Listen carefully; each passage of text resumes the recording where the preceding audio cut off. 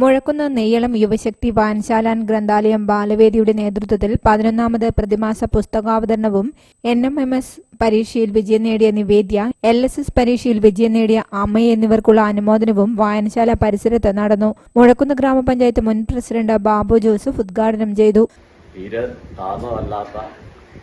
ഏറ്റവും നല്ല സഭ്യമായ രീതിയിൽ ഇന്നത്തെ മലയാള ഭാഷയിലെ നല്ല പദ അർത്ഥങ്ങളോട് കൂടിയ പദങ്ങൾ ഉപയോഗിച്ചുകൊണ്ട് സ്വാഗതവും അധ്യക്ഷ സ്ഥാനത്തേക്ക് ക്ഷണിക്കുകയും ചെയ്യുന്നത് കണ്ടിട്ട് എന്നെപ്പോലെയുള്ളവർക്ക് വന്നു നിന്ന് കാണുമ്പോൾ തന്നെ ഈ വായനശാല എന്ത് കുട്ടികളിൽ നൽകുന്നു എന്നതിന് നല്ല തെളിവായിട്ടാണ് ഈ രണ്ട് കുട്ടികളെ ഇപ്പോൾ എനിക്ക് മനസ്സിലാക്കിയത്. ഏത് പുസ്തകത്തെപ്പറ്റി അവതരിപ്പിക്കാൻ ഈ വായനശാലയുടെ അംഗങ്ങളായ ബാലവേദി കുട്ടികൾ മുന്നോട്ട് വരുമെന്ന് കേട്ടപ്പോൾ കാർത്തിക് ബൈജു അധ്യക്ഷനായി. കെ യദുനന്ദ്, ധ്യാൻ, ധീരവ് എന്നിവർ പുസ്തകാവതരണം നടത്തി. N ദേവനന്ദ്, ആര്യനന്ദ തുടങ്ങിയവർ പങ്കെടുത്തു. News bureau, Iritty.